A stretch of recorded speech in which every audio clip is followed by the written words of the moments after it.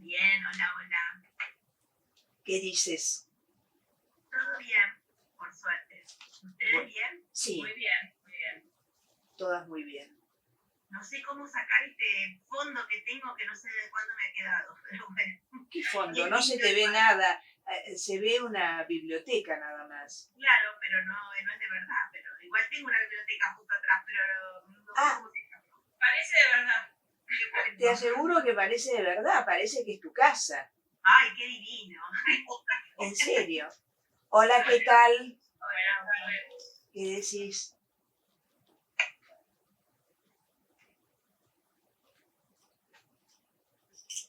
Estamos llegando.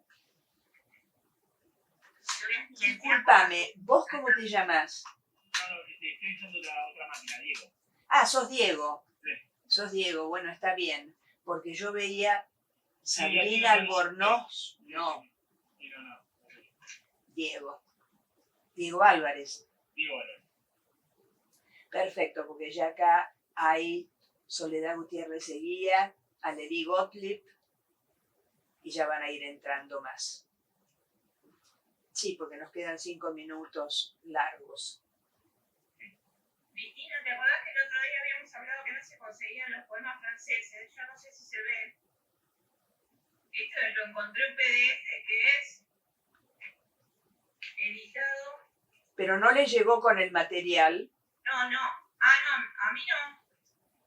Sí, Pero a mí cómo me no, llegó. si se los mandé a todos. Ay, ¿cómo que no me llegó? Bueno, no sé, me habrá llegado a correo no deseado. Hola, ¿qué tal? ¿Cómo te va, Martín? Hola, ¿qué tal? Hola, ¿qué tal? Bien, acá ¿Cómo estamos, andan? uniéndonos. Así es. Y decime, Cristina, ¿era de la edición y traducción de Patricio Ferrari o es de otro? Sí, es de Patricio Ferrari. Ah, bueno, entonces es lo mismo que tengo yo. Sí, la edición en francés es mía. Ah, bien. Ay, qué bueno. La edición en francés en la revista Le Belles Lettres, suiza, es mía la edición. Ah, no Y sabía. la edición de los poemas, sí. Y tengo un artículo con eso. Porque yo los encontré. Los encontré en el enorme archivo de Alejandra, ¿viste? Cuando uno va a Princeton se encuentra con tantas cosas. Y tantas cosas que todavía quedan por publicar. Hay mucho por publicar. ¿Cuándo fuiste vos al archivo, Cristina? Fui en el 18, Antes de la pandemia. antes de la pandemia, en el 18. ¿Y cuánto tiempo estuviste ahí? No, estuve poco, estuve una semana. Ah, Pero, ¿cómo es que se llama? Patricia Venti estuvo 2 meses, porque ella, aparte de la biografía, antes había hecho su tesis doctoral para la Autónoma de Madrid, la había hecho sobre Alejandra, entonces se tuvo que pasar porque no había nada editado. ¿Te das cuenta? Porque los diarios hay que copiárselos. Los tenés que copiar, no los podés siquiera fotografiar. Es terrible, sí. Es terrible, tenés que ponerte con la manito a hacerlo. ¿no has digitalizado ese material entonces? No quieren digitalizarlo. Ah. Hola Sara, ¿cómo te va? ¿Estás? Hola, buenas tardes. Sí. Ah, bueno, ahí estás, bien.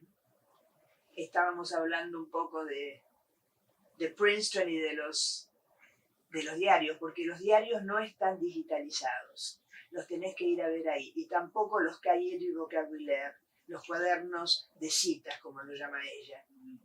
De citas en el doble sentido. Citas y citas. Y esos dos materiales no están digitalizados. Está digitalizado lo demás. Todo lo demás. Yo tengo prácticamente todo. No sé si alguna no me interesó porque era algo que no me interesaba realmente, o si dejé una sola, el resto tengo todo en mi computadora. Y las cosas del diario, la ventaja es que todo lo que Patricia Venti editó, copió, yo lo tengo desde hace tiempo. desde que ella lo editó. Después aparecieron, años después, los diarios grandes del 2013. Y hay cosas muy interesantes.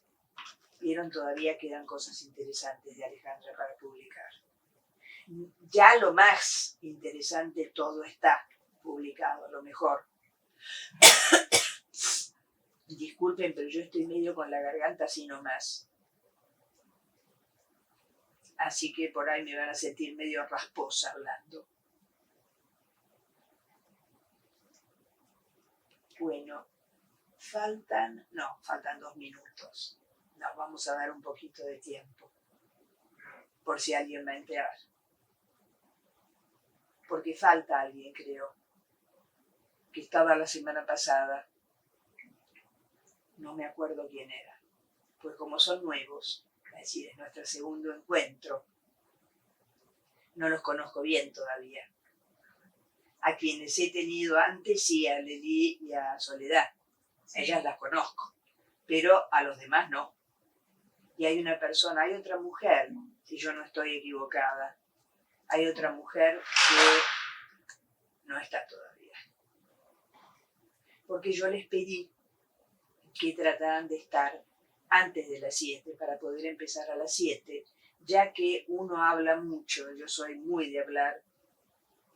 Ahí está. Hola, ¿qué tal? Verónica, ¿cómo te va? ¿Qué decís? ¿Qué tal? Gracias. Hola. ¿Todo bien? Sí, todo bien. Perfecto. Yo creo que ya estamos o falta alguien. No me acuerdo, pero voy a dejar pasar unos minutos para no empezar tan sobre la hora exacta. Tener 5 minutos de gracia para los que vienen, ¿no? Escúchenme una cosa, ¿les quedaron preguntas de la semana pasada? Yo no estuve, así que no puedo preguntar, pero no sé, por lo que vi, dieron un poco de la prosa, de la poesía, del manifiesto. Sí, lo que vimos fue toda la vinculación de, bueno, una especie de paneo por su historia, pero después vimos toda su vinculación con el surrealismo, vimos el surrealismo, vimos los poetas malditos, vale decir, hicimos bastante, porque para ubicarla a Alejandra bien, ¿viste? Porque si uno no habla de los poetas malditos, no se entiende el proceso de Alejandra para construirse como personaje literario, porque por eso es que yo leí al final esas 2 citas, una del deseo de la palabra y la otra del diario, donde dice, ojalá pudiera vivir solamente en éxtasis haciendo el... A ver. Levantaste la mano, Martín. Sí, pero complete, Cristina. Te hago una pregunta. Bueno, no, hacela. Bueno, sobre cuestiones que quedaron del encuentro anterior. En un momento usted había dicho sobre Árbol de Liana y los trabajos y las noches, que eran sus obras encantadas. Sí, como las llama Cobo Borda. Ajá, eso me interesaba saber a quién se refería, porque no me suena ese nombre, y en qué obra, si después le puede pasar por escrito, estaría bueno. Sí, Juan Gustavo Cobo Borda, que es un crítico y también poeta colombiano que ha estado, ahora no me acuerdo el nombre de la revista, pero que ha estado al frente de una revista colombiana muy importante, una revista literaria, y cuando muere Alejandra le dedican un número, entonces ahí él habla de los libros encantados. Y yo creo que es una adjetivación perfecta, porque son libros encantados los dos. Realmente, después cuando sobre todo los comparamos con los otros, nos damos cuenta de lo encantados que son, verdaderamente. ¿Te queda claro? Sí. Regio. Yo me quedé a mitad de una pregunta, ¿o no? Estamos hablando de los poetas malditos y de ubicarla a Alejandra Claro, porque no se entiende, sino cuando yo dije que estaba la cita es ojalá pudiera vivir solamente en éxtasis, haciendo el cuerpo del poema con mi cuerpo, sacrificando, acá hay otra palabra, bueno, ya no me acuerdo de toda la cita porque es medio extensa, pero esto es fundamental, ojalá pudiera ser el cuerpo del poema con mi cuerpo. Se dan cuenta ahí, la fusión entre vida y literatura es total, que esa es la característica de los poetas malditos, más las otras cosas que hemos visto, que son la sexualidad no ortodoxa, el no trabajar, el consumir drogas o medicamentos. En el caso de Alejandra son medicamentos, no drogas. Claro, acá para distinguirlo de las drogas tipo cocaína, les decimos remedios.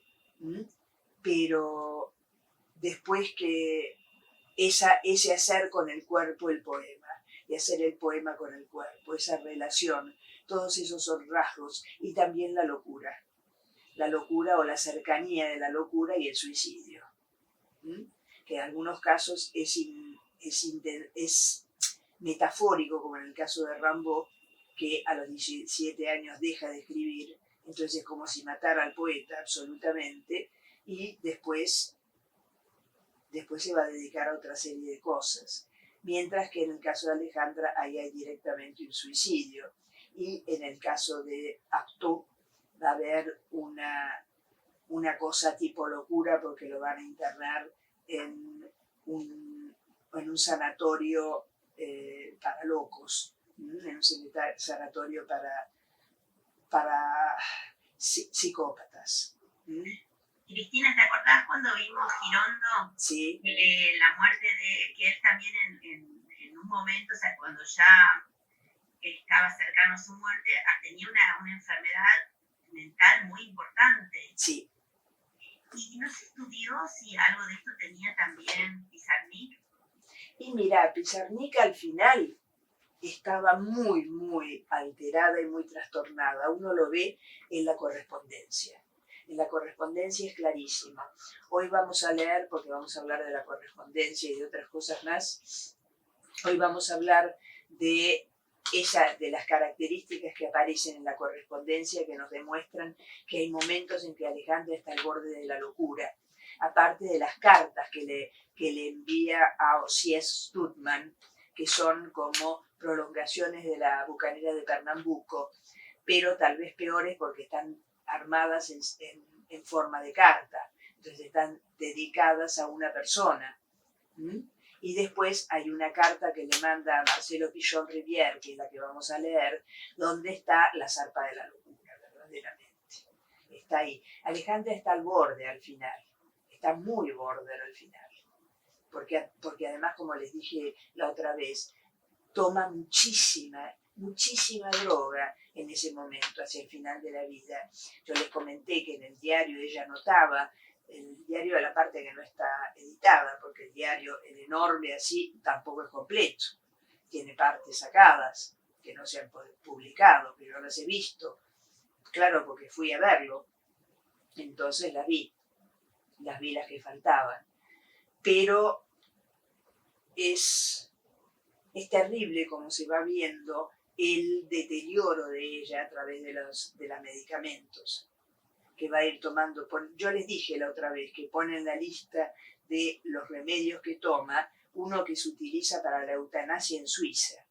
Imagínense ustedes la potencia de ese remedio, con otra serie más de remedios. Es muy terrible eso en Alejandra. Entonces evidentemente tiene que estar trastornada. Se dan cuenta que no es gratis. Bueno, pero dejemos esto y vamos a ver un fenómeno que es muy interesante.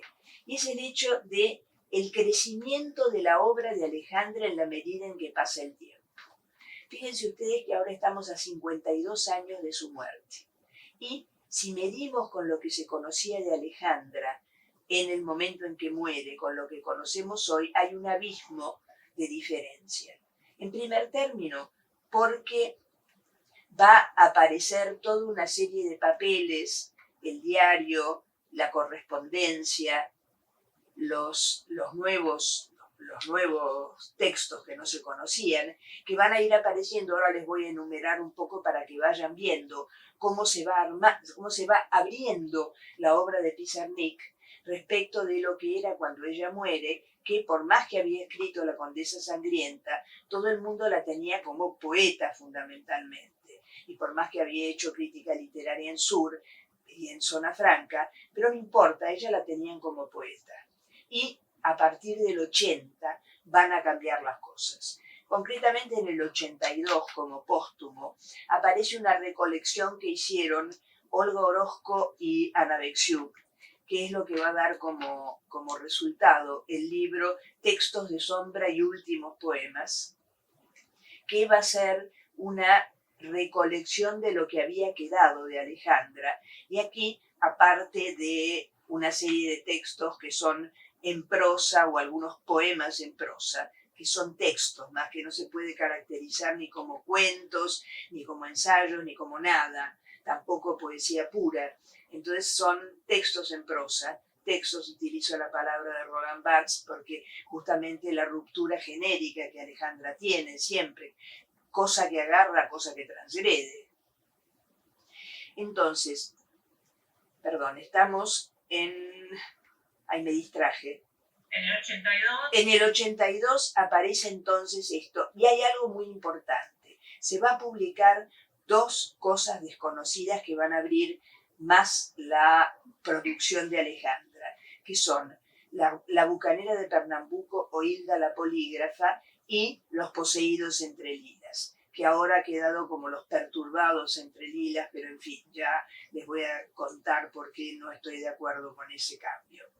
Entonces, ¿qué es lo que pasa con estos? Nos encontramos los que conocíamos la obra de Alejandra con otra Alejandra, una Alejandra que sobre todo en La bucanera de Pernambuco, pero también en Los poseídos entre lilas, va a romper con el lenguaje que era su patria, y que era con la que estaba hecha toda su poesía.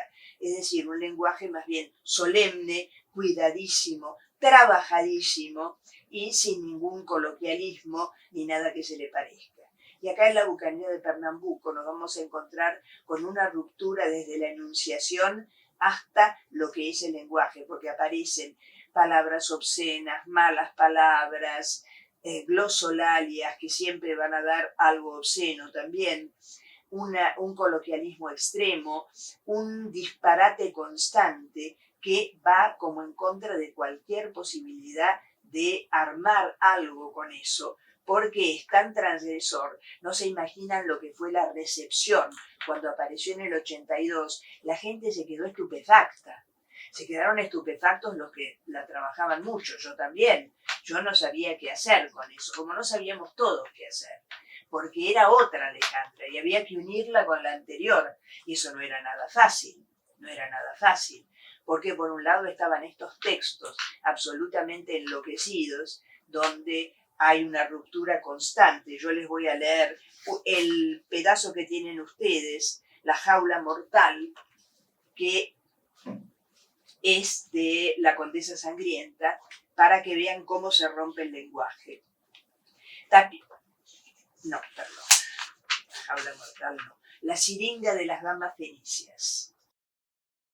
Zacarías concluyó: es sólido todo lo que pita y todo lo que pone. ¿Y qué pesa según Preunchú?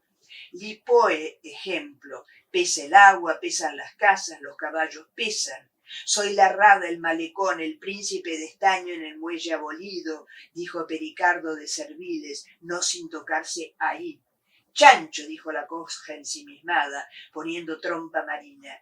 ¿Qué hace el mundo?, preguntó Chu, sonriendo con finura la ranura. De modo que a la ranura. A, fina sonrisa. B, un fichú.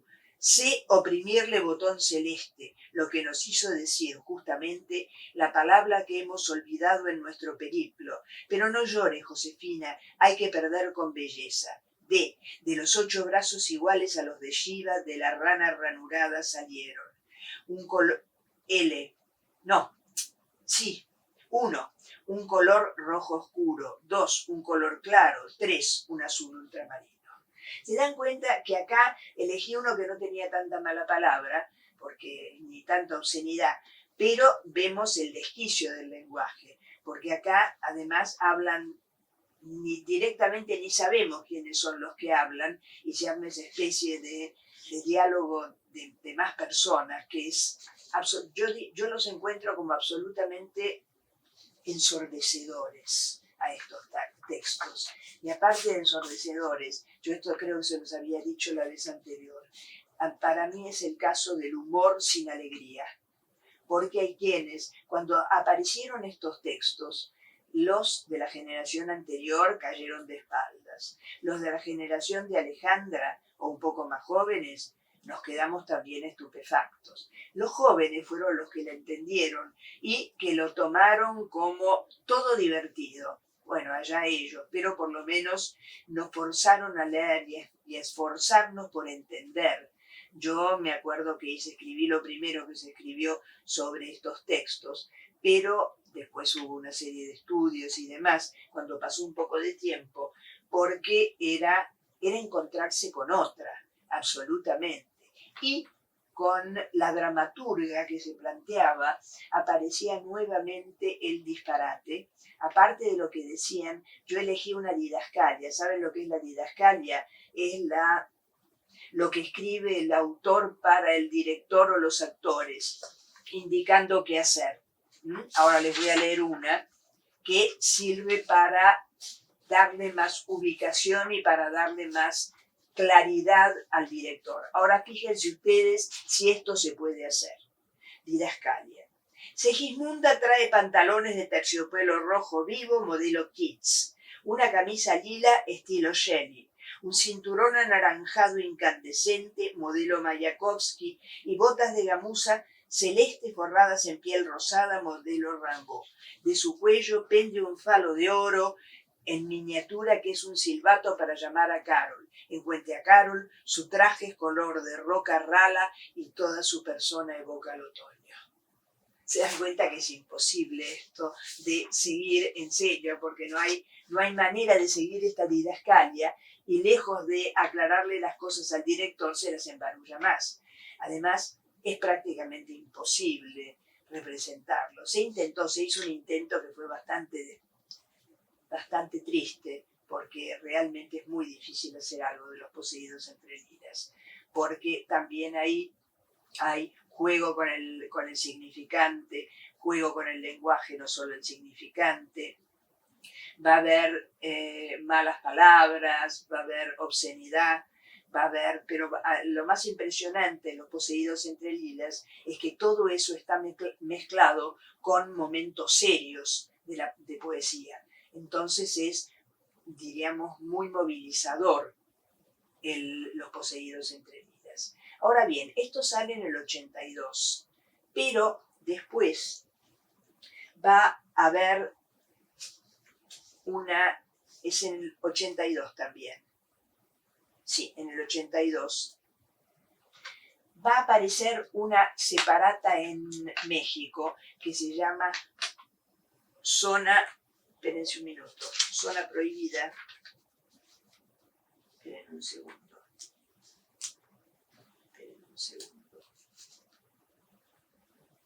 Zona Prohibida, sí, a veces yo creo que no recuerdo. Se llama Zona Prohibida y uno la conocía a través de un ensayo que hizo en el 75 Frank Graciano, un crítico norteamericano que editó varias cosas en inglés de Alejandra e hizo un estudio muy importante. Pero en ese estudio, Frank Graciano decía que Zona Prohibida eran nada más que textos que habían sido borradores de Árbol de Diana. Entonces nadie le dio corte. Ahora cuando aparecen en el 82, entonces yo conseguí uno, llegaron dos a la Argentina, yo conseguí uno porque me enteré, me hicieron saber que estaba, eran unos cuantos dólares los que había que pagar, pero valía la pena, y además ahí cuando lo leí me di cuenta de que era mucho más que los borradores, porque tenía poemas que nunca había ¿cómo se llama?, publicado después y que estaban ahí puestos, que podrían haber sido editados, porque ella los había editado. Y esa separata tiene una linda historia, porque resulta que Alejandra en el 61 va a dárselo para que lo mueva a Octavio Paz. Y Octavio Paz lo manda a la Universidad de Veracruz. Y ahí en Veracruz lo reciben, lo meten en un mueble y sigue durmiendo hasta que, muerta Alejandra, de pronto se dan cuenta de lo que tienen y lo publican. Y ahí apareció más obra de Alejandra. Y también hubo dos antologías en los 80, una de Alejandro Fontella y otra mía, que ampliamos, porque ¿cuál era el problema con la obra de Alejandra? Desde el 70 al 80 no había libros de Alejandra, solamente se conseguían Extracción de la piedra de locura y El infierno musical, porque los demás no habían sido reeditados, entonces no estaban. Y faltaba eso, y ahí para eso sirvió algo de lo que salió en zona prohibida, pero también la antología, porque yo trabajé sobre Alejandra para la facultad, para un seminario de licenciatura, y ahí tuve que copiar, porque no había fotocopias en los años 70. Entonces tuve que escribirme todos los poemas, que me los fui pidiendo prestados, los libros. En cambio, estaba fallando, estaba faltando eso. Y esta cosa que aumentó dio todavía más ganas de tener algo más de Alejandra, conocer más su obra. Y eso se logró en los 90. A comienzos de los 90, Corregidor va a publicar una edición que llama Poemas, obra completa de Alejandra Pizarnik, donde está todo lo publicado, menos algo, ¿no? Casi todo lo publicado en vida, nada de lo que está en borrador, y unos 4 o 5 textos, como que se llama, en prosa, que no son ni soñando toda la prosa que escribió Alejandra. Entonces yo hice una crítica y Pampín me llamó y me dijo: hacete cargo, ya que criticaste. Entonces me hice cargo y logré que lo llamaran poemas completos, insistió en completos, y prosas seleccionadas. Entonces ahí puse más prosas, porque eran muy importantes ciertas prosas de Alejandra, y eso, además de toda la obra reunida, faltaba algo que yo lo agregué, uno de los pequeños publicaciones de Alejandra que la agregué, y no agregué el primer libro, que recién tardó bastantes años en republicarse, el que les dije, La tierra más ajena, que ella firma como Flor Alejandra Pizarnik, y que en una carta a Antonio Beneyto, que está por hacer una antología y Alejandra la arma junto con Marta Moya, ahí en esa carta le dice: verás que no hay ningún poema de mi primer libro, lo que pasa es que abjuro de ese libro. Entonces, ante eso, yo decidí no publicarlo, porque me parecía, si ella abjuraba, me parecía que había que seguirlo. Bueno, acá hay una discusión de siglos, porque cuando se pretende sacar la obra completa, ¿qué es la obra completa? Como preguntaba Foucault, ¿los diarios de Nietzsche incluyen también las listas de la lavandería o no? Y además, para mí hay dos posibilidades, pero ya van a ver que son criticables las dos. Una, publicar a rajatabla solo lo que ha publicado el poeta, el poeta o el narrador, y lo que ha querido publicar. Y ahí, punto.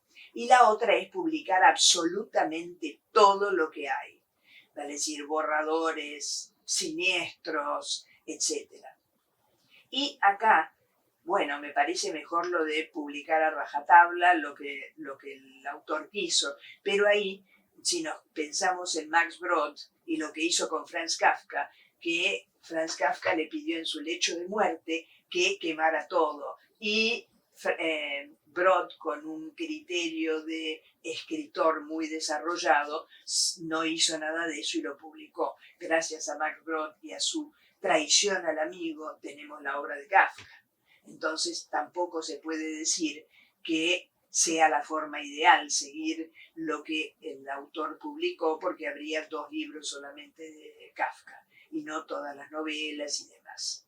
Entonces, la obra completa, la poesía completa, no es tal, vale decir, le faltan cosas, pero por lo menos está todo lo publicado excepto el libro del cual abjura, cosa que yo lo aclaro, y ahí se vendió a lo loco, porque claro, no había texto de Alejandro, recién ahí con esa edición se pudo trabajar sobre la obra de Alejandra, se la pudo traducir, pero sobre todo se pudo trabajar, porque se tenía todo el panorama de ella, porque estaban aparte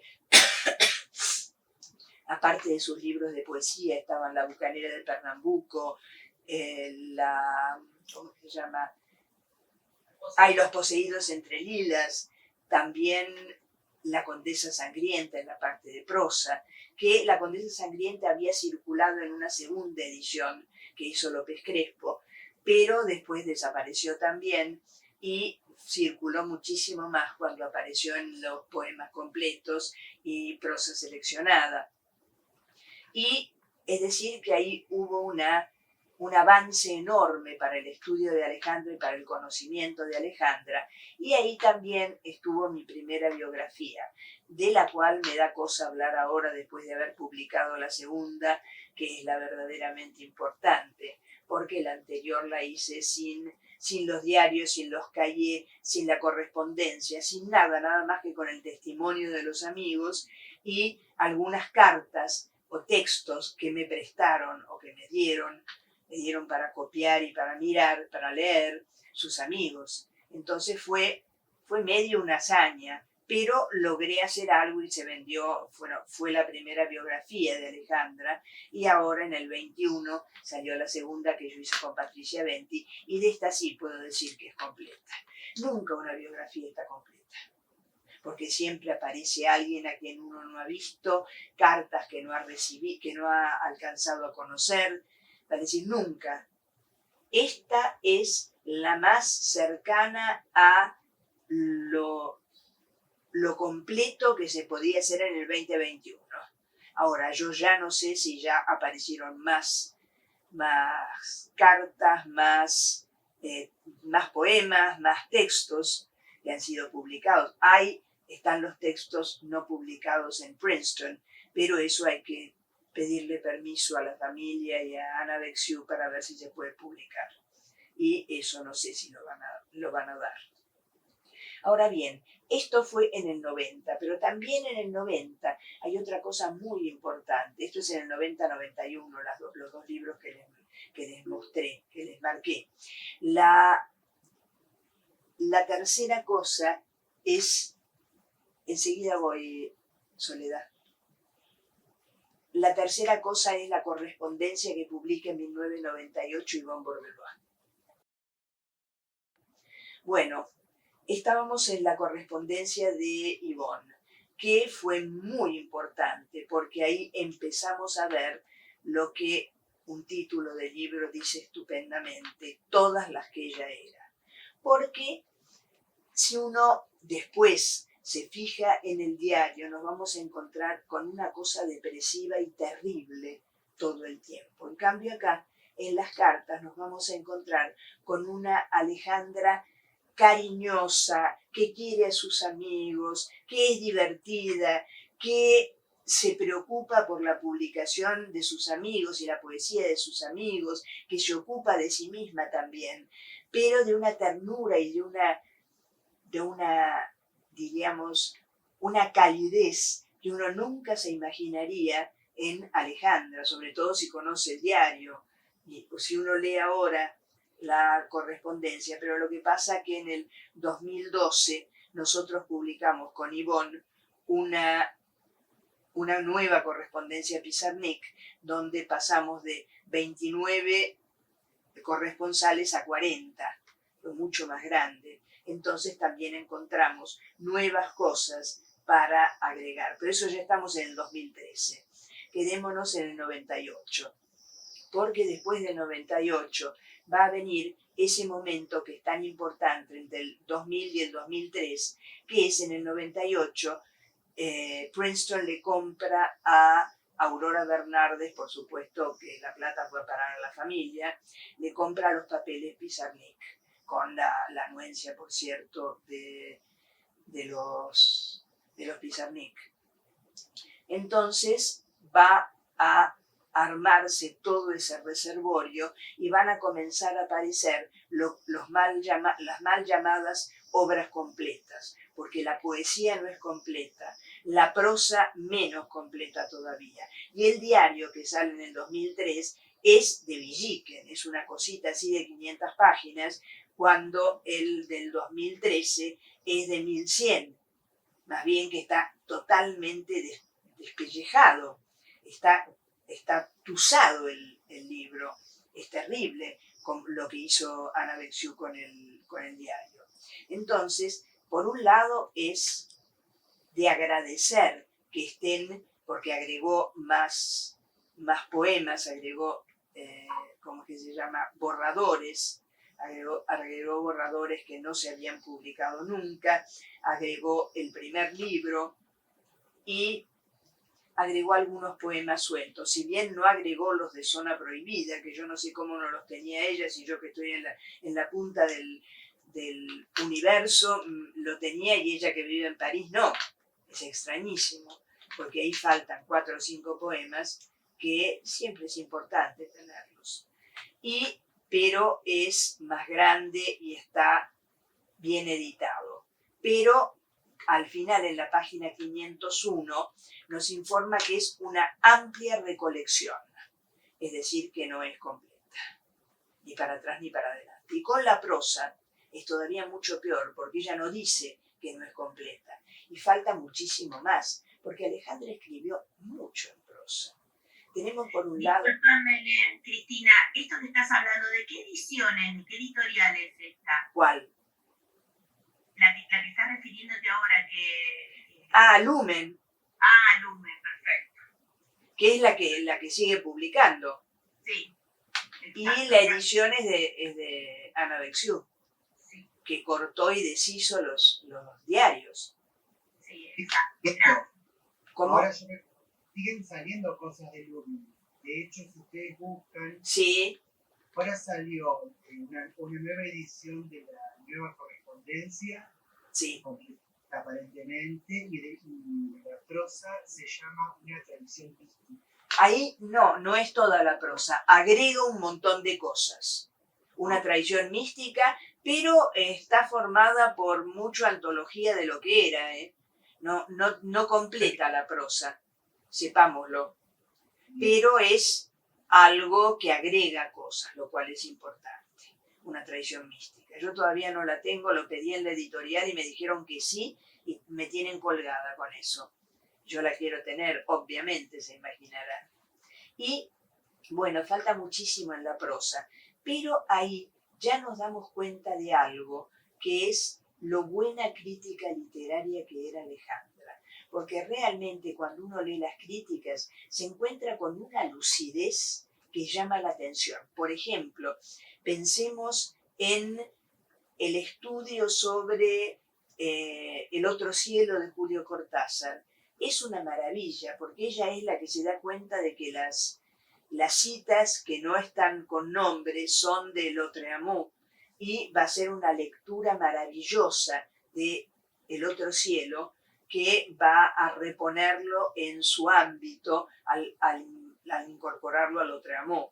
Además, cada cosa que ella toma va a estar lúcidamente tratada y lúcidamente elegida. Entonces la pena es que en la prosa completa, que están casi todos, falta un importante estudio que es sobre Salamandra de Octavio Paz, que no está, no sé por qué no está realmente. Y después acá va a poner La bucanera de Pernambuco, que al respecto también les digo, yo que he visto, yo que me he comprado el PDF de esa parte de los papeles Pizarnik, hay varios otros fragmentos de lo que está dentro de La bucanera de Pernambuco, que no sé por qué no los editó, no sé por qué no los sumó, porque eran tan buenos y tan parecidos o tan malos, eran muy parecidos a los otros. Así que no entiendo por qué. Vale decir, con Ana Bexiu no se entiende por qué suprime cosas. Y cuando llegamos al diario directamente es terrible, porque ha pasado una tijerita rompiendo todo. Vamos a ver que prácticamente la mitad es la mitad de lo que escribió y no llega a todo, porque la segunda edición, la del 2013, tampoco está completa. Esa que es así, le faltan cosas. Yo lo he comprobado en Preston. Es decir, que nunca termina Ana Bexiu de soltarla. Siempre mantiene algo. Y de la prosa no se ha hecho, no sé, vamos a ver una tradición mística, a ver si trae algo nuevo de prosa, porque Alejandra publicó mucho en Zona Franca, la revista de, ¿cómo es que se llama? El venezolano, que fue pareja de Olga Orozco. No me aparece ahora, pero ya me va a aparecer, eso ocurre que de pronto, ¡tac!, aparece.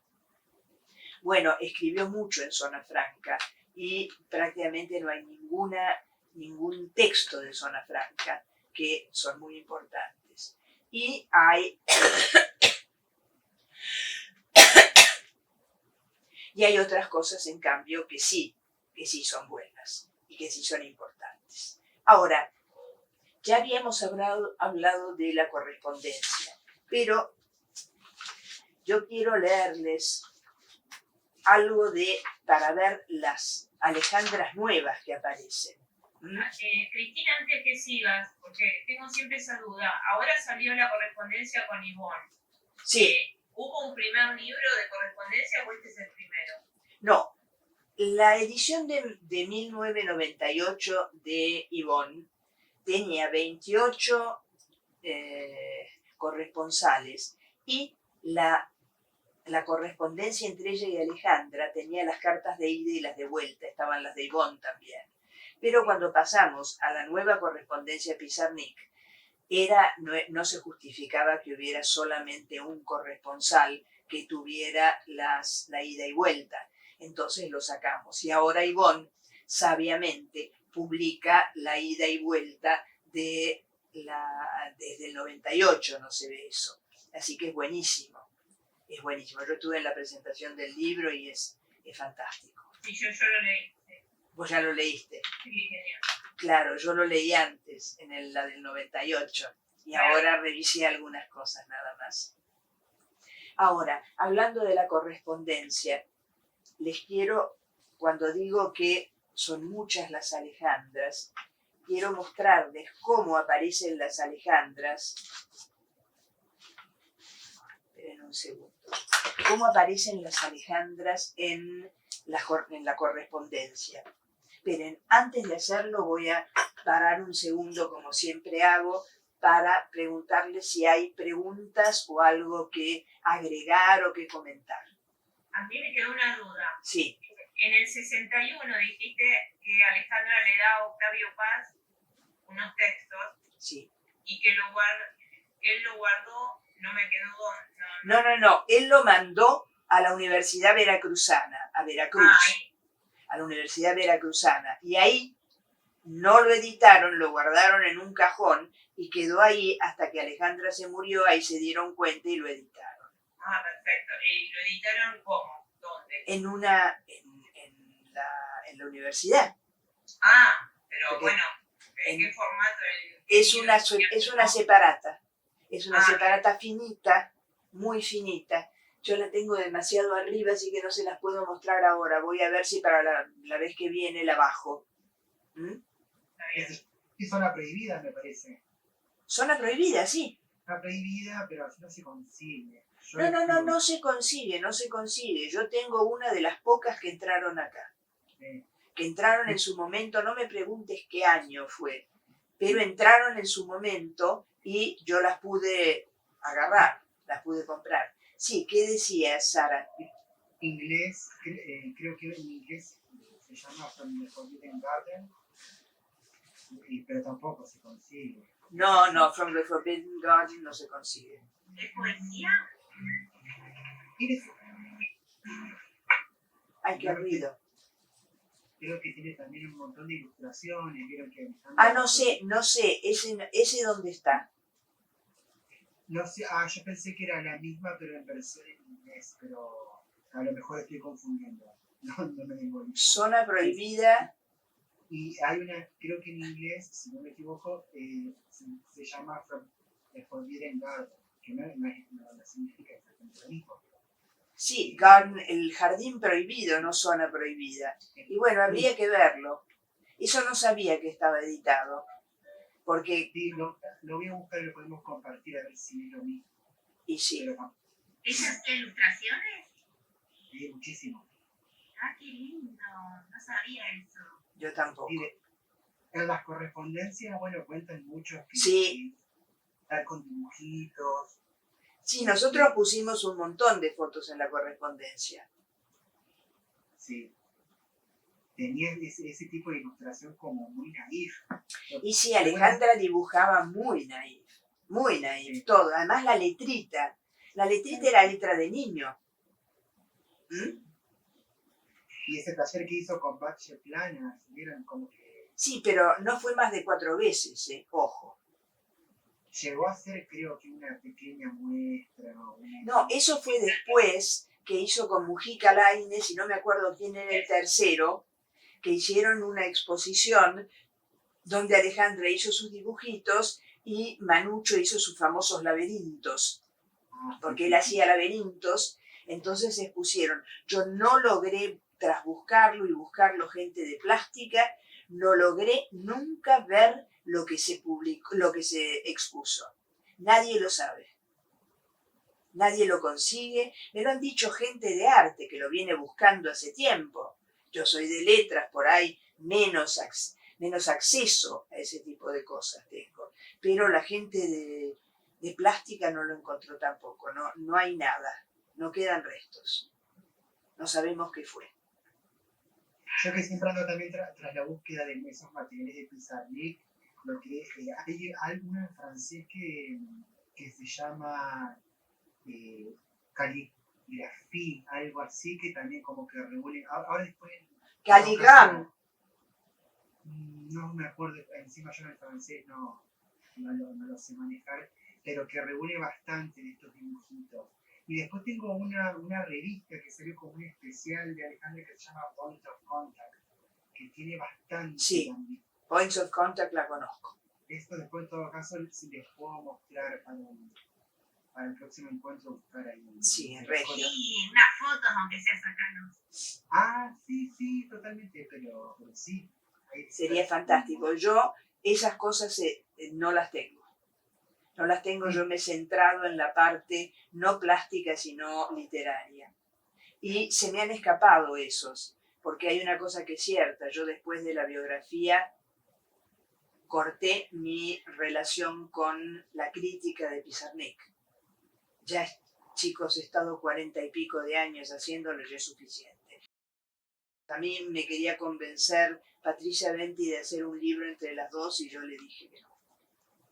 Ahora me va a jorobar porque la conozco, es insistente. Ella fue la que logró que hiciéramos la biografía. Fue ella, a fuerza de volverme loca, yo le acepté. Y después, bueno, yo fui la que escribió. Ella puso prácticamente la mayor parte, una enorme parte de la investigación, y yo agregué la que tenía por mi parte de la otra biografía y escribí. Fui la que escribió. Porque a mí escribir es lo que más me gusta y a Patricia no. Entonces quedamos fantásticas, cada una con lo que le gustaba. Ella, como yo le digo, rata de biblioteca, y yo, escritora maníaca. Bueno, les decía que les quería mostrar algo de lo que eran las distintas Alejandras, que acá, fíjense la ternura con Ivonne.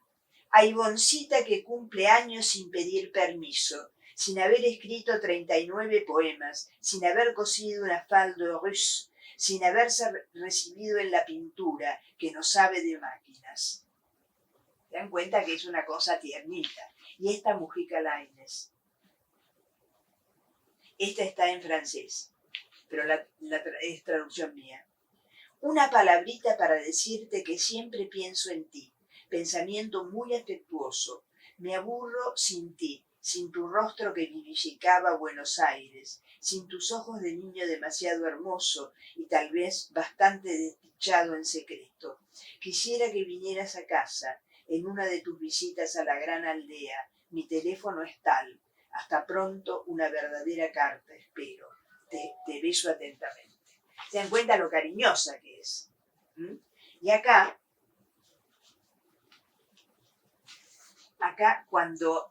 primero habla de algo, de algo que entrega en Galerna, etcétera, habla de ella, pero después y le dice a Fernández Molina que ella lo introduce a Porrúa y demás para que mande su propio libro, porque Fernández Molina, que es el secretario de redacción de una revista muy importante mallorquí que se llama Papeles de Son Armadans y que dirigía Camilo José Cela, pero el que hacía todo era Fernández Molina. Y Fernández Molina también era escritor, y Alejandra se propone que lo traduzca, que lo publiquen acá. Entonces lo lleva a distintos lados el manuscrito. A ver, acá. A propósito de envíos, te acabo de mandar un sobre aparte un breve libro inédito para la editorial de tus amigos. Como ves, desistí de hacer una antología, lo que amenazaría extenderse demasiado. A pesar de todo, espero tu consejo. Y si a ti y tu amigo les parece mejor una antología, entonces la haría. Otro envío, algunos poemas para que puedas elegir una poeta de mi generación, Susana Tenor. A mí me resulta muy buena en su estilo y por eso te envío sus poemas. Por supuesto que si no te gustas no tienes más que romperlos. ¿Se dan cuenta? Me manda Susana Tenor. Y acá lo que dice de Olga. Dice, está en una carta hablando de publicaciones y dice: los mejores poetas son Olga Orozco y Enrique Molina. Ambos frisan la cincuentena. Enrique es huidizo, pero si quisieras publicar una antología de poemas de Olga, ¿cómo te gustaría ilustrarlos? No tienes más que decirme. Ambos son amigos míos, son surrealistas. En suma, puesto que aludes a nombres femeninos, te respondo que el más alto en la poesía hispanoamericana es el de Olga Orozco. Si no es muy famosa es porque no quiere. ¿Se dan cuenta cómo recomienda a los amigos la ternura? Y acá tiene una carta divertida con Esmeralda Almonacid. Si ustedes han visto películas de María Luisa Bemberg, ay, me estaba saliendo el nombre de Zona Franca. Buah, se me escapó. Si ustedes han visto alguna película de María Luisa Bemberg, por ahí han visto que siempre la ambientadora es Esmeralda Almonacid, es decir, una mujer refinadísima, con un gusto estupendo, que sabía un montón de idiomas y que era muy amiga de Alejandra. Fíjense lo que es la carta. Cher, carísima Esmeralda, mil gracias por tu espléndido, bellísimo y tan entrañable regalo que llevo siempre conmigo. Por las dudas, uno no sabe jamás, ¿sabes? La gente, la gente, eso es toda una historia para contar en invierno. Ojalá hagas muchísimos más de estos objetos, mensajes, signos, señales. En fin, ya encontraremos el nombre que merecen. Primero, señalo Pamal Hem, moi aussi, debo decir, te llamé el sábado a la mañana y le llamaba, pero nadie llegó a responder. Por eso me di cuenta de que estabas y me dijo que no llames más porque nadie espera a nadie. liames con LI, que no liames. Y entre nada y nada van a enviarse un fife que engendrará un montón de nadies chiquititos en forma de sábado por la mañana. A ver, querida Esmeralda, si nos vengamos de nadie nos juntamos. Decidí vos cuándo para seducir a Madame Marguerite de Corrientes, a fin de que nos dé papel, mucho papel. El ser se estremece al grito de viva Pancho, papel, viva Miguelina, carajo, viva la muerte vida y vivan los regalos y paralopa, viva el yo-yo, aunque él se nos vuelva el yo-yo narcisista. 2. Eso quiere decir el egregio Carlos Pigil. Si esta tartujita llega antes del sábado, en una de esas hacemos orgía de dibujitos por la noche con Juan José Hernández, con Pompe Palier, Pepe Bianco. Cabe mejor elogio, Pepele Le Papier y otros amigos de papel. Un abrazo de arpillerita de tu Alejandra de la Tour du Papier Lila et ver un taxis. Y ver un taxis. Se dan cuenta que disparatea todo el tiempo porque Esmeralda, aparte de saber francés y todo, le sigue el apunte, le lleva el apunte. Ahora bien, esto estábamos viendo, nos habíamos ido un poco atrás porque yo les quería mostrar las muchas Alejandras que salen, y nos vamos al 2000. Habíamos hablado hasta el 2003 con el diario, y ahí en el 2011 tenemos otra correspondencia muy importante, que es la correspondencia con León Ostrov, que como son nada más que 8 cartas, van a poder publicarse ida y vuelta, con un espléndido estudio antes de la hija de Andrea Ostrov. Y al principio teníamos nosotros 2 cartas, pero por supuesto ella dijo que las quería tener, desde ya las tuvo, e hizo toda la serie. Es buenísima esa correspondencia. No la encuentro por ningún lado, ¿no? Y es difícil de encontrar. Yo la tengo porque me la regalaron en su momento. No tengo idea, porque creo que es de una editorial cordobesa. No sé si no es Edubim. No estoy segura. Me tengo que fijar. Creo que es Edubim. Y ¿por qué no está esa correspondencia dentro de la correspondencia general? porque esa la quería hacer Andrea Ostrov. Ella. No quería que le hiciéramos nosotros porque ella tenía todas las cartas del padre. Entonces era para hacerla, ella la quería hacer y tenía razón. Las cartas eran de ellas. Las cartas del padre eran de ella y las cartas de Alejandra también, porque se las mandaba al padre. Entonces ella quiso hacer esa edición y me pareció muy bien. Realmente me pareció muy bien. Y eso se hizo en 2011. Y en el 2012 nosotros publicamos por primera vez la nueva correspondencia Pizarnik en México.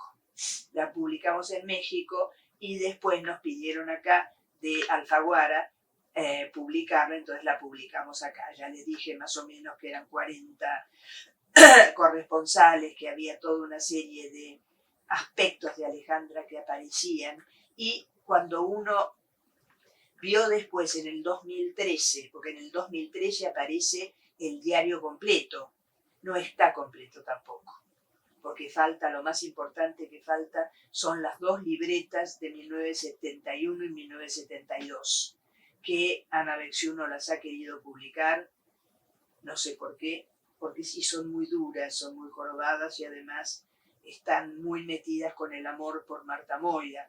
Pero bueno, estaba enamorada, ¿qué le vamos a hacer? Así que no hay que horrorizarse por eso. Pero es una pena que no esté. De todos modos, es estupenda ese diario.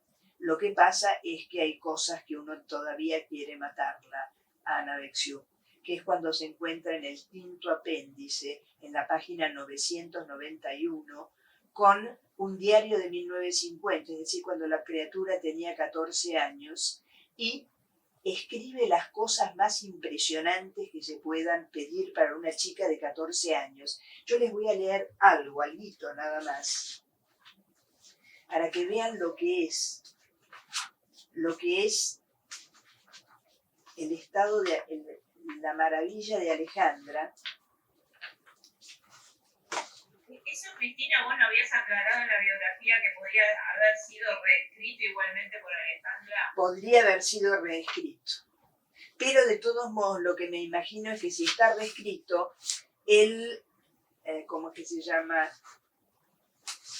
La escritura está mejorada, pero las ideas evidentemente son de ella a los 14 años.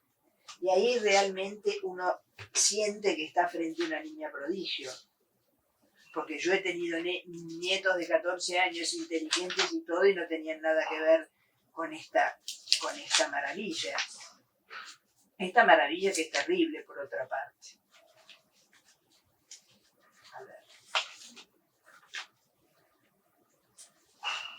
Voy a ver si lo encuentro.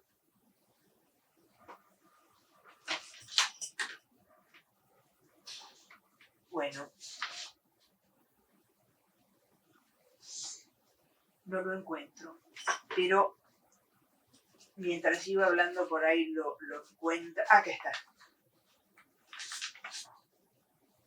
Sí. Acá está. Fíjense lo que es. Esto es la página 991. Uno tiene que esperar a la página 9 por 91 para tenerlos. Ella me ama porque tiene miedo de odiarse. Hay algunos días, si bien son muy pocos, en los que se confiesa su odio. Pero esos días sufren como una herida abierta. Sufre como un preso enojado con su guardián. Por eso se dice que se ama. Por eso va delante de sí misma y se agasaja y se halaga, temerosa siempre de no haber hecho lo suficiente para complacerse. A veces su odio la asfixia y le dan ganas de decirse: eres falsa, eres horrible y yo te abandono, pero nunca se anima a decir estas palabras.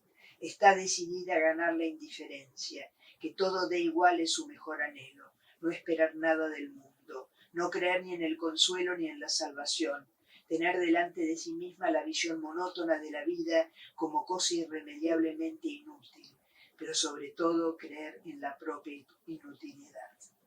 Se dan cuenta que si esto lo pensó una chica de 14 años es para caerse de espaldas.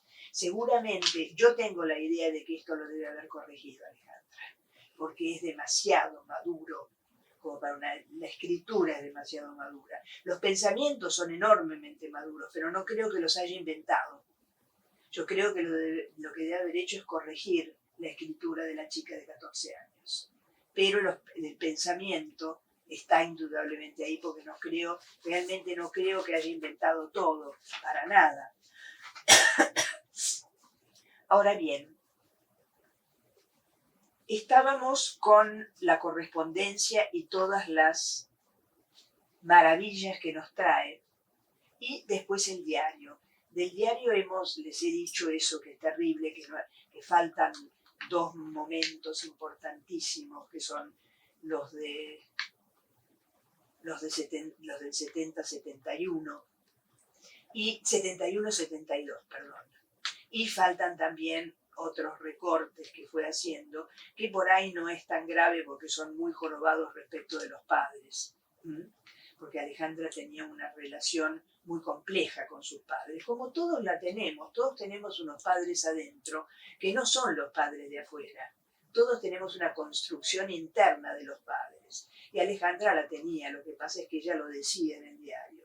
Y el diario es impresionante porque es de una depresión, de una mirada oculta y siniestra, que además no recibe nada, no registra nada de lo bueno que le pasa. Fíjense que en el periodo de los diarios está la publicación de Árbol de Diana, la publicación de Los Trabajos y las Noches. Los Trabajos y las Noches se va a ganar el premio municipal, el primer premio municipal, y van a hacer un banquete en honor a ella en el Edelweiss. Va a tener la presentación de Extracción de la Piedra de Locura, que se la presenta Orgorosco. Va a tener una carta de Octavio Paz, que es el sueño de cualquier poeta, porque no se puede creer que Alejandra no haya reaccionado a esa carta, que es probablemente lo más elogioso que yo he visto hacer, que yo he visto dar, porque realmente le habla, yo creo que lo había mencionado, Es una carta que escribe entre Nueva Delhi y Kabul, porque cubre Afganistán como embajador. Es como si no lo hubiera escuchado. No aparece ninguna referencia en el diario. No aparece ninguna referencia a todas las cosas buenas, que tuvo muchísimas cosas buenas. Y todo es negativo en el diario. El diario tiene todo lo negativo. Es terrible. Es verdaderamente terrible el diario. Yo no sé si ustedes lo leyeron. Sí, yo leí. ¿Y no te caíste de espaldas? Sí, tremendo. Es tremendo. Es tremendo. Yo, Cristina, quería comentar esto del diario porque como psicóloga, como psicoanalista, siempre me maravilló cómo escribía Alejandra las entradas de los diarios. Yo digo, respetando la regla fundamental de psicoanálisis, que es diga todo lo que se le pasa por la cabeza, sin censurarse. Entonces es como la analizante ideal, porque no medía nada. Bueno, esa era la sensación que a mí me da al leer, ¿no? Y escribe tal cual, se le cruzaban las cosas por la cabeza. Sin medir, sin autocensura. Bueno, en ese sentido también me parece muy interesante. Y a la vez es poesía pura, porque hay algunas cosas que son... Hay cosas que son poesía directamente. Ahora, acerca de que no censura y no escribe cosas todo el tiempo como van apareciendo. Hay algo que hay que decir. Alejandra, aparte de que la censura anexió al publicar parte del diario, incluso con esa publicación tan enorme, no publicarlo todo, aparte de eso tiene una censura, una autocensura. Eso se ve en que Alejandra editó bastante, publicó bastantes partes de su diario, corregidas por supuesto, en distintas revistas, en Poesía Igual Poesía, ¿se acuerdan que era la de acá, dirigida por Roberto Juarros? Después ¿saben cómo se llama? Juan Liscano, el que no me salía, el de Zona Franca. Vieron que uno le da un poco de tiempo y aparece. Liscano, con I. Liscano. Juan Liscano, que además estaba detrás de la editorial Monte Ávila, que era la editorial asociada a Zona, mejor dicho, Zona Franca estaba asociada a Monte Ávila. Que Monte Ávila tuvo las traducciones más estupendas que se puedan pedir. Era maravillosa, maravillosa. Era realmente maravillosa. Y Juan Liscano hizo todo por Venezuela y por lo que tenía que ver con la poesía realmente. Bueno, ¿en qué estaba? Estaba el tema con de la censura y la autocensura. la autocensura. Sí, porque Alejandra va a publicar en distintos lugares. Yo les dije que en Zona Franca, en Poesía Igual Poesía. Poesía Igual Poesía, en una revista francesa que no me acuerdo cuál era, que va a publicar partes del diario. Y por supuesto están censuradas desde ya. Yo les voy a leer una de las mayores censuras va a ser la de genérica. Es decir, vamos a ver cómo algo que es claramente una relación lesbiana, después lo convierte Alejandra en una versión que es la versión reescrita, que además en la primera edición del diario está puesto, no se distingue, no diferencia entre el diario en crudo, el diario a medio corregir y el diario ya publicado. No va marcando esos niveles. Recién ahora que se puso a hacer las cosas bien, aparecen las tres versiones. Fíjense ustedes cómo va a autocensurarse. A un sueño de noche, aún la visión de M iluminada como una Madonna, erguida en mi frente, erigida en mi confusión como el dios de la lluvia en el cerebro de un salvaje. Tengo conciencia de mi esquizofrenia de hoy y de mi zona de fragmentos y balbuceos, de este baldío con algunos diamantes entre las plantas podridos. Más que nunca sé que M no corresponde a esta imagen que me delira, y más que nunca quiero llamarla a la verdadera y decirle que venga, que la espero. Hasta me suicidaría por el solo placer de agonizarla y llamarla, suponiendo que no se negaría al pedido de una moribunda, pero sí que se negaría, y además no importa. Creo que aún moribunda no la llamaría por temor a lo que pudiese pensar todo el mundo de la gran Alejandra que muere clamando por una lesbiana. Miren en qué se convierte cuando lo publica. Aún el sueño de anoche, aún la visión de G, iluminado como un santo, erigido en mi confusión como el dios de la lluvia en el cerebro de un salvaje. Más que nunca sé que G no corresponde a esta imagen que me delira, y más que nunca quiero llamarlo a lo verdadero. Se da cuenta cómo acá pasa la tijerita y queda convertida en una relación heterosexual. Y acá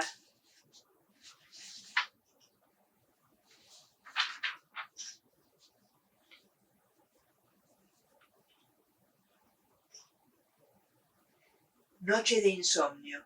A pesar de que tomé 10 pastillas, lloré. Me odio más que nunca y odio mi cara y mi cuerpo, pues los miro a través de sus ojos. Odio mi cara que no supo fascinarla. Miren, odio mi cara, pues la miro a través de sus ojos. Esta cara no supo fascinarlo. Vieron que siempre hace la transformación a lo heterosexual, Sí, porque ella además decía una cosa, que no le dijeran lesbiana porque ella no era lesbiana, era bisexual. La verdad es esa, era bisexual totalmente. Entonces, claro, lesbiana no. Pero todo lo que es una relación lesbiana ella lo va a transformar. Fíjense cómo hay censura. Ahora bien, en estos, levantó la mano Martín. Sí. Sí, no quería cortar para que quede pero bueno, intervengo. Y quería compartir sobre esto de la censura y la autocensura, a ver, con una lectura que yo hago, una hipótesis, a ver si ustedes comparten o no, o qué les parece. Yo tengo la sensación de que en realidad toda la obra madura de Pizarnik, corrección y obsesión por el lenguaje, por la perfección, salvo me parece a mí hasta esa última etapa que ya era la composición, que se ven las cartas y que se ven la bucanera de Pernambuco o la polígrafa, donde yo me pregunto, me parece que ahí Alejandra ya hay la rienda suelta a escribir las cosas como le vienen, a esas voces, a esas frases que son medio brillantes. Y me parece que ahí sí yo tengo esta hipótesis de que ahí sí las nota como les vienen y no las corrige. Ya no le importa corregir tanto. Ya es como abrir un grifo y que salga. Yo entiendo eso, como que esa es la parte donde ya no se censura tanto. Pero incluso en los diarios me da la sensación, yo también pensaba esto. ¿Quién se pone a escribir un diario así con tanta perfección poética como se ve, incluso de Chismita, que es su parte más madura? No sé, son cosas que me quedo pensando, no digo que así sea, pero en esto de la censura y la autocensura. Pero tenés razón en que ya en la bucanera de Pernambuco no corrige nada, es no lo que va saliendo. Y a mí lo que me impresiona es que lo que va saliendo es obsceno, infaliblemente es obsceno. Ahí hay como algo tapado durante toda su vida que estalla brutalmente. Y estalla el lenguaje con eso. Y va a estar armado de palabras sacadas de otros. Fíjense, acá lo que leí yo. Como que se siente también cierto enojo, ¿o no?, en ese lenguaje. Hay una especie de rabia contra el lenguaje, o contra la poesía, o contra la imagen de ella, pero hay una rabia que la lleva a destrozarlo todo, porque realmente destroza todo. Cuando Cortázar le dijo, creo que odia estas perras palabras, ya era como que ya estaba desquiciada. Sí. Bueno, después apareció él. Ahora fíjense lo que es de pronto ella, que acá mete toda la cosa obscena y guaranga y demás, cómo transgrede con las citas que hace. Por ejemplo acá, soy la rada, el malecón, el príncipe de estaño en el muelle abolido.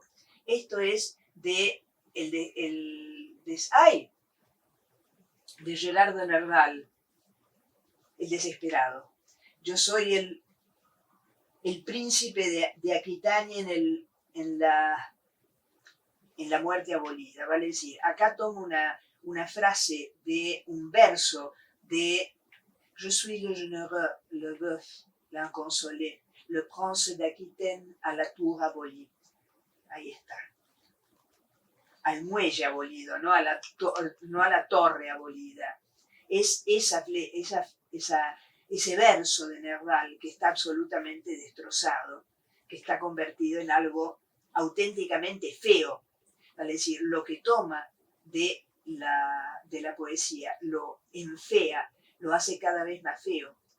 No hay ningún respeto por eso que ha sido, porque ella admiraba a Nerdal, lo admiraba profundamente y ella siempre decía, hay una cosa graciosa y terrible en los diarios de Alejandra, ella dice, yo doy poemas y se creen que es lo que me importa, lo que yo quiero hacer es mi gran obra en prosa, porque se le mete en la cabeza que tiene que escribir prosa.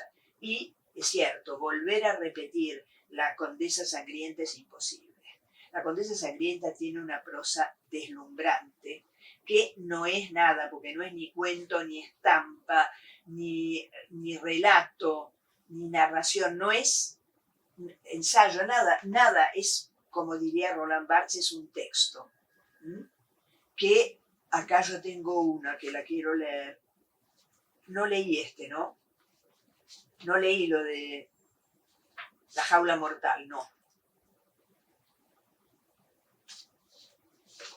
Les quiero leer un fragmento. No, esta es una parte, porque está dividido en partes con títulos, La Condesa Sangrienta. ¿Han leído todos La Condesa Sí, yo Sangrienta? lo tengo acá.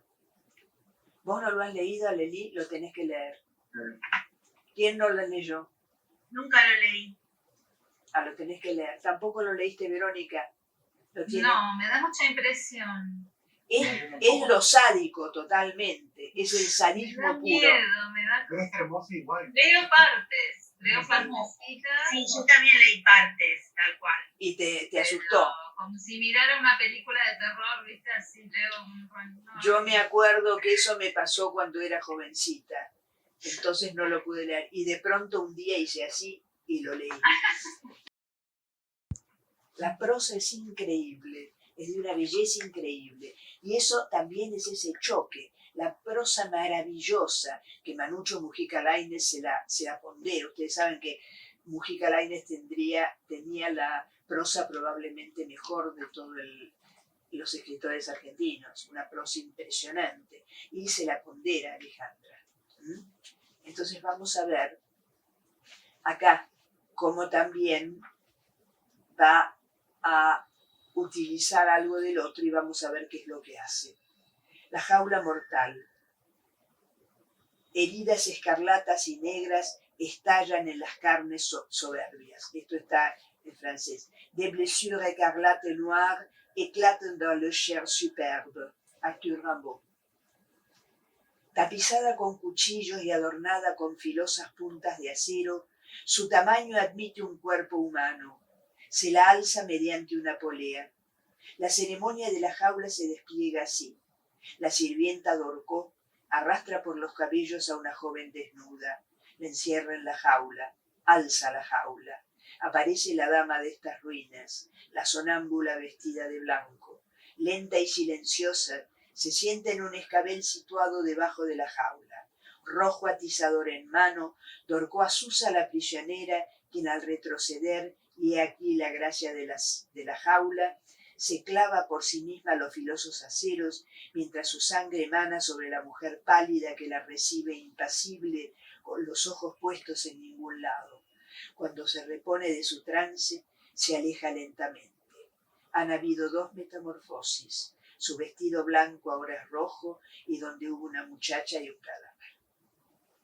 Esto es la prosa es increíble, es bellísima. Ahora el contenido es espeluznante. Más sádico no puede ser, pero escrito con una prosa que uno lo puede leer. ¿O les horrorizó tanto a Lely y a Verónica? ¿Les horrorizó mucho? ¿Sí o no? No, un poquito. Y sí. No, un eso poquito no creo tanto, que pero la también hay que acumulación. valorizar. ¿Cómo? A mí me fascinó. Como que no es fácil leer, o sea, fragmentos podés leer, pero lo que es difícil es sostener una lectura larga. La acumulación es muy impactante. Sí, es muy terrible. Además va a decir, es Sade bien escrito, porque Sade tenía un pésimo estilo, era un aburrimiento. La pornografía es un aburrimiento, así que es un aburrimiento Sade. Pero acá tenemos una prosa maravillosa y eso lo hace más tolerable. No del todo, pero mucho más tolerable. Entonces tenemos esta utilización y para decir, acá la transgresión a las reglas de esto que es un relato, es una estampa, yo creo que es un texto, porque no llega a ser nada del todo. Además esas cosas tan breves que son como estallidos de algo. Es un libro maravilloso, terrible, pero maravilloso al fin. Y ahí tenemos la prosa de Alejandra, a la cual ella quiere volver, porque en los diarios va a insistir en que quiere escribir en prosa, pero quiere escribir en prosa como Gerard de Nerdal, en su famosa Aurelia, que Alejandra lo tenía prácticamente como libro de cabecera y como libro para orientarse en la realidad literaria, lo tenía como un ejemplo y siempre quería poder no imitarlo, sino hacer algo similar en su propia lengua. Por más que su propia lengua, eso ya se los he dicho, no la siente como propia, porque ella siente que al ser nacida de inmigrantes judíos que tienen otra lengua, el castellano no es su lengua natural. Entonces ella dice que no tiene lengua, que no tiene lengua por más que trabaja, y hay que ver los cahiers. De pronto tiene listas de sinónimos en castellano para un dominio de la lengua, aparentemente. Disculpame, Cristina, ¿dónde es que afirma esto de la lengua ella? ¿Los diarios? En los diarios. En los diarios, dice. Además, en los diarios también va a venir unido a la ponderación a García Márquez. Ahora aparece, pero cuando hizo Ana Alexiou dijo que era como la primera versión del diario, que era como diario de una escritora, al estilo de lo que hizo Leonard Woolf con los diarios de Virginia. Pero no tiene nada que ver porque falta todas las referencias a Faulkner, a Italo Calvino, a García Márquez, de quien dice que está fascinada leyéndola porque nunca ha visto manejar la lengua española con tal belleza. Está maravillada. Entonces ella siempre dice, yo no puedo. Entonces por eso ese trabajo incesante y constante que en la Bucanera de Pernambuco va a estallar absolutamente desde todo punto de vista. Entonces acá tenemos las cosas que Alejandra armó y destrozó. Y nos queda, para este ratito que nos queda, alguna referencia a las bibliotecas de Alejandra. Alejandra, ¿por qué digo las bibliotecas? Porque yo las llamo Montes de Oca y Montevideo, porque los de Montes de Oca eran los libros que quedaron en casa de sus padres y Montevideo los que llevó ella a su última casa, a su último departamento. Entonces, la de Montes de Oca, cuando la madre se muere, uno de los sobrinos se la ofrece a un poeta argentino, a Pablo Inberg, que trabajaba con él en el banco, y le pregunta, ¿te interesarían los libros de mi tía? ¿Quién es tu tía? Alejandra Pizarnik. Entonces ya estaba con el auto abajo para recibir los 600 y pico de libros. Y esa yo la consulté para la primera biografía. Y para la segunda, sino para hacer un artículo sobre eso que lo hice la de Montevideo. La de Montevideo, que es la que la madre de Alejandra le regaló a Ana Bexiu, y Ana Bexiu la donó con una serie. Uno tiene ganas de decir la biblioteca de Alejandra no existe, porque en ninguno de los dos, ni en ninguna de las dos están Lautréamont, Rimbaud, Cortázar, Olga Orozco, Enrique Molina, esperen que me acuerde, Joyce, Eliot. ¿Se dan cuenta que falta todo? El diario de Kafka, que ella decía que era para ella como seguir un rezo. Entonces todo eso no está. Y lo que pasa es que yo trabajé mucho, porque las bibliotecas hay que trabajarlas, porque con tener nada más que los títulos, uno no sabe cómo los leyó. La maravilla es agarrar los libros y ver lo que está marcado, lo que está señalado, lo que está escrito, todas las glosas que se van haciendo mientras uno lee. Y uno se encuentra ahí con algo que hablaremos la próxima clase, sí, que es Alejandra cómo va a tomar la palabra ajena. Nos vamos a encontrar con versos de Octavio Paz, de Henri Pierre de Mandiargue, de otra serie de autores, Breton, etc., donde Alejandra ha tomado un verso y lo ha convertido en otra cosa al meterlo con sus propias palabras. Ustedes dirán, bueno, esto es plagio. No es plagio, es lo que nosotros llamamos intertextualidad. Eso lo decía Roland Barthes. Nunca escribimos desde la nada, siempre escribimos desde la palabra ajena, desde lo que hemos aprendido y leído. Entonces, hay quien no lo demuestra y hay quien sí. Alejandra no esconde demasiado sus préstamos, sino que, ¿ahora qué pasa? Ustedes dirán, bueno, pero entonces Pizarnik no es Pizarnik. Sí, Pizarnik es justamente el trabajo que hace ella con las citas que va a ir tomando, y lo va a armar y lo va a meter dentro del poema de una manera que es específicamente Pizarnik. Entonces hay que trabajar los libros, porque ahí uno se va encontrando con eso. Además, los cahiers du vocabulaire, ahí uno va a descubrir para qué sirven. Aparte de servir para otra serie de cosas, sirven para que Alejandra, cuando marca una frase, pone PV, Palais du Vocabulaire, y la pasa entera, y a lo mejor la va a usar o no. Entonces toma un verso, toma un fragmento, y eso se va a ir haciendo cada vez más notorio. Pero, como les digo, esto no es plagio, esto es usar la palabra ajena, que es la que tenemos, simplemente que a veces lo hacemos inconscientemente y a veces lo hacemos conscientemente, como lo hace Alejandra. Bueno, faltan 5 minutos, 7 minutos. A ver, ¿qué quieren decir? Porque ya hemos llegado al final de la clase. Yo quiero hacer dos consultas. Una, ¿cuál es tu hipótesis sobre los libros que faltan? Mira, que los tienen los amigos, que los tiene Bexiu. Yo sé que Bexiu tiene por lo menos el diario de Kafka. No sé qué otras cosas más. Pero el diario de Kafka lo tiene Bexiu. Porque además hay una cosa, cuando Alejandra muere, queda abierta la casa, en el sentido de que varios tienen llave. Entonces entran y pueden sacar cosas, como se llevan las fotos. Las fotos se las lleva López Crespo, que después las trajo y ya me las mostró y todo lo demás. Pero se las lleva, como hay quienes se llevan libros. Entonces yo sé uno, que por ahí son 10 que tienen a Bexiu, pero no sé quién más tiene. Pero evidentemente tienen para que falte todo esto. Se dan cuenta que he nombrado autores que son fundamentales para Alejandra y que no están. Claro, Y sabían perfectamente qué sacar de la biblioteca, que eran fundamentales para ella, no desapareció cualquier libro. No, justamente eso, Claro. eso.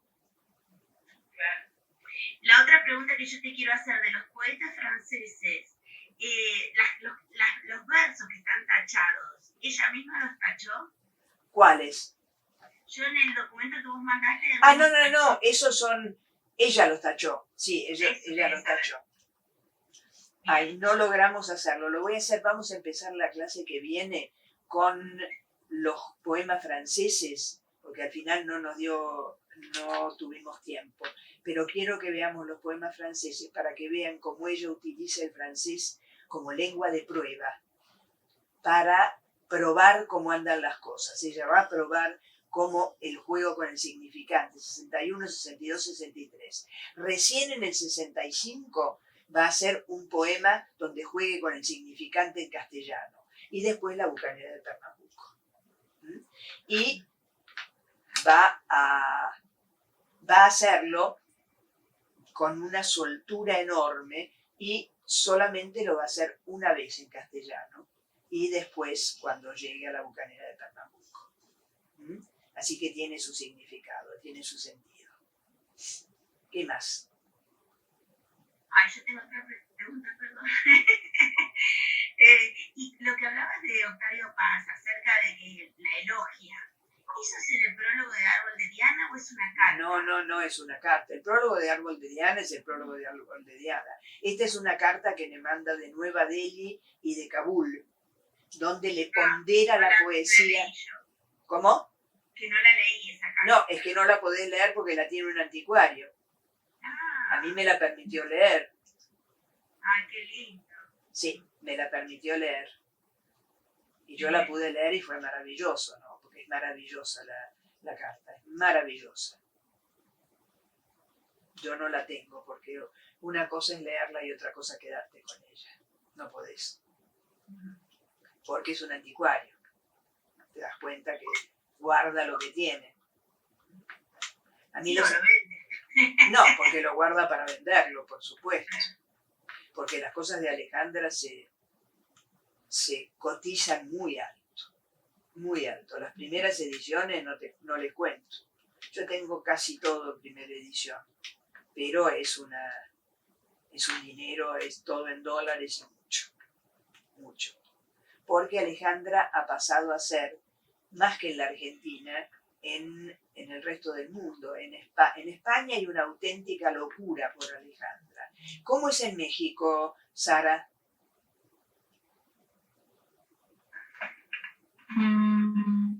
También nos gusta mucho. También les gusta Sí. mucho. ¿Trabajan en ella? Sí, de hecho, ahora que comentaba de zona prohibida, Sí. estaba yo viendo, yo soy de Puebla y la UV pues está cerca, ¿no? Entonces ahí voy a ir a darme una vuelta en cuanto pueda a Jalapa, que es la capital, a ver Si conseguís, claro. Sí, a ver el texto, ¿no? Porque al final del día a veces pasa aquí en México que las bibliotecas de las universidades públicas son buenas, pero luego las saquean y uno va a los libros de viejo y ahí te encuentras. Ay, qué horror. Sí, Ay. horrible. Sí, es una práctica fea, pero... Pero no es única, no es única, acá también lo hacen. Sí, fea, pero bueno, sí. Igual todas las ediciones nuevas y demás, pues sí acaban llegando. La Sí. UB hace poco en la universidad publicó un libro de su posgrado sobre pizarro-idealista, entonces sí. Ah, bueno, entonces también, porque en España es un flash. No saben cómo se vendió mi biografía, nuestra biografía. Se vendió a lo loco. Impresionante. Fascina, Alejandra, fascina.